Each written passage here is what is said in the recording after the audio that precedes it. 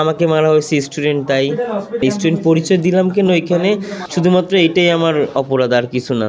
বিভাগীয় অফিস থেকে আসতেছিলাম, ঠিক আছে, আমাদের টিসিবির যে কার্ডটা সেগুলোর কাজ করতেছিলাম, ওইটা শেষ করে আমরা বাসায় ফিরতেছিলাম। আমি যে সোনারগাঁ মোড়ে আসছি গ্যাঞ্জাম হচ্ছে, তো দেখে আমি জাস্ট একটু আগায় গেছি, আমি বুঝতে পারি যে ওইখানে স্টুডেন্টের গ্যাঞ্জাম চলতেছে। তো যাই হোক, ওখানে আমি যাওয়া মাত্রই আমার মানে যারা দেখছে তারা জিজ্ঞেস করছে স্টুডেন্ট কিনা বা স্টুডেন্ট এরকম। তা আমার জিজ্ঞেস করছে, ঠিক আছে, তা আমি সাধারণভাবে বলছি যে হ্যাঁ স্টুডেন্ট। বলা মাত্র একজন একবার টান দিয়ে নিয়ে গেছে, নিয়ে যায় বলছে দেখতো বাসে তোদের লোক আছে কিনা।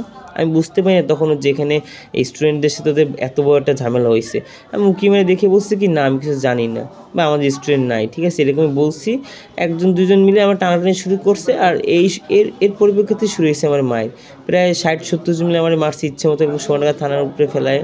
বাস মালিক সমিতির ওরা সবাই ছিল, শ্রমিকরা ছিল, ওদের স্টাফরা ছিল, আর যারা পরিবহনের কয়েকজন দু একজন ম্যানেজারকেও আমি দেখছি এখানে ছিল, ওরা সব আশেপাশে।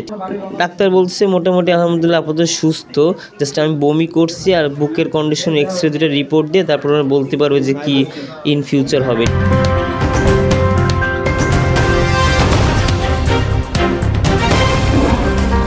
Voice of Tiger.